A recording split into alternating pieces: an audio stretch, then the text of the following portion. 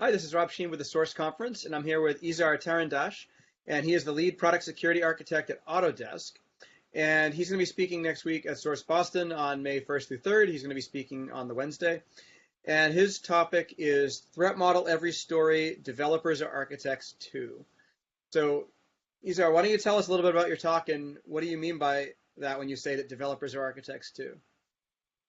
So this is an evolving talk. The whole thing started basically when I joined Autodesk about a year and a half ago, um, and we figured out that our problem with threat modeling was scaling, was getting threat models that work at the same speed as development does, and that actually reflect what the products are. We had seen before issues of threat modeling where it would be either done at the beginning of the project, and then things would evolve and system would change, and at the end of the day, the threat model would not match what actually goes out there, and you would have that scramble just before deployment, where hey, let's figure out what happened here. And with the amount of products that we have, the different teams that we have, the different locations, different levels of knowledge of security, we had to figure out a way to get everybody being able to do threat modeling that would respond to those issues. And we came up with this nice methodology that's been working so far. And we wanted to put it out there so that people could also contribute to it, see if it's something that they can use themselves, and get some discussion going around it. And together with that, there is a tool that we've been working on to two people from Autodesk and two other external collaborators that does threat modeling as code.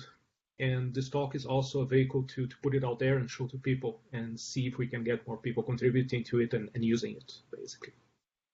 Got it. So it's kind of a model for people to use going forward Yeah. outside of Autodesk. Cool. Yeah, one thing you pointed out was that the idea that you do the threat modeling up front and then later it changes. I've definitely seen that myself a lot. I actually teach a threat modeling class, and oftentimes it's funny. There's been a number of times where the first time they saw an architecture diagram was when I drew them one, and usually it's not that bad. But what frequently does happen is I'll have somebody else say, "All right, who's the best person to draw the picture?" And they're up drawing the picture, and somebody in the back goes, "Hey, wait, no, that's not how it really works." And they're like, Yeah. "But that's," and then they argue about it for like 20 minutes. They'll like, and I'll just let it happen. I'm like, "All right, just figure it out because we need to know the answer." But it's amazing if you don't force them to have that conversation, then it just doesn't happen sometimes. And I noticed you had pointed out in your abstract that it's kind of gotten worse under Agile in a lot of ways because at least under the waterfall model, you had a formal structure and time place where things happen, Mm. whereas Agile, you just have sprints and it's ever evolving stories. Like, how do you see that it varies in Agile versus waterfall? What are your experiences there? So what you described is what usually I call the eureka moment, which is that time when people say, yeah, we are secure because we do it this way and that way. And then some developer at the back of the room goes, it's not exactly like that. We had to take some shortcuts. Or actually, to connect to your point, I think that discussion, when it comes up, is one of the best things ever. Because one of the things that I have seen with threat models is that either you get that one person that gets designated as the threat modeler, and he's going to carry the whole thing, or you do have that disconnect between different teams working on the same system and whatnot. And the systems that we have nowadays, they get, it's a paradox. They get more and more complex, even though the pieces that we use on them get simpler and simpler. So if we can use the threat model, in my opinion, to help that discussion between the different developers and different teams and different parts of the system, talking about and actually having those eureka moments, that's a lot of value in the threat model itself, in the process itself.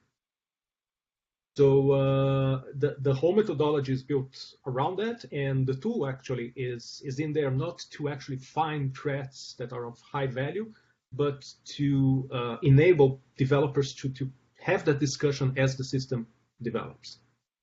Got it. So what are some things about the methodology that you're proposing that allows that to happen? Like what in the methodology lets people kind of get to it early and keep it up to date and all that stuff? So I think that if I were to order it, I think that one of the big problems that I have with the way that we've been doing threat modeling so far is training. We are asking people to figure out threats basically out of the blue, like think like a hacker, Mhm. come out with what could possibly go wrong. And sometimes they lack not only the knowledge of what is a threat actually, but they even lack the knowledge of the fundamentals of what is it that they are protecting and what could possibly go wrong. So a Mhm. big part of the methodology is focusing on those specific areas of security interest in a system, pointing out example questions that you would ask when you were evaluating, for example, authorization and authentication, or how do you defend your secrets, or even how do you find out what is it in your system that's worth defending. So a big part of it is getting that initial focus to build the baseline threat model. And then later on, it's a checklist-based approach, but not really a checklist of checks that puts the developer in the mind of, okay, I have this story in front of me. I'm going to write code. I'm going to possibly even change the design of the system.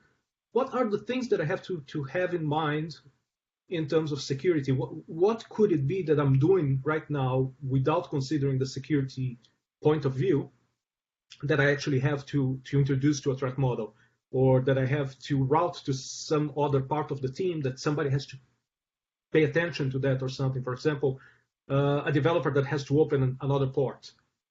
For them, it's okay. I open the port, it's talking, data is flowing, fine. But perhaps they have to make that part of the deployment documentation, or they have to let another part of the team that deals with firewalls know about it. So figuring out those security notable events and making sure that everybody that has to hear about them hears about them and addresses them either as a possible threat or something that has to be uh, written down somewhere, or part of the tribal knowledge of the system, that's basically where the methodology goes. Great. Well, that sounds awesome. I know a lot of people struggle with this, and there's not nearly enough threat modeling done out there. So the fact that you guys have a formal methodology that you're creating that you're using is great, and it's kind of battle tested a little bit. So definitely looking forward to seeing the talk and hearing more about what you guys have come up with. Looking forward to being there. All right, great. Well, if anybody wants to continue the conversation, come on by Source Boston next week. Izar is going to be speaking on this topic on Wednesday, and we'll see you there. Thanks, See you Izar. guys there. Thank you.